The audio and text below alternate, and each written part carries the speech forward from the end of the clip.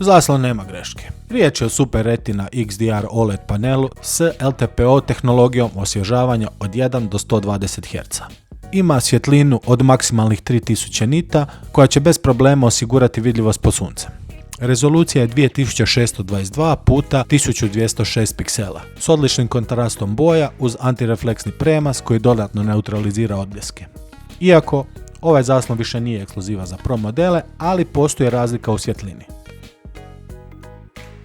Apple je ugradio 3 nanometarski procesor s 2 visokoperformansne i 4 učinkovitije jezgre, 6 jezgrenom GPU jedinicom i 16 jezgrenim Neural Engineom.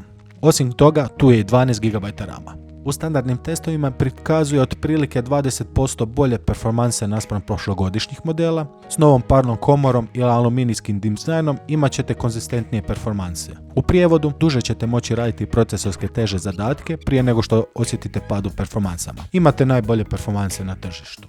S novim N1 networking čipom dobivate Wi-Fi 7 i Bluetooth 6 mogućnosti za stabilnije prijenose podataka za osobne hotspotove i AirDrop.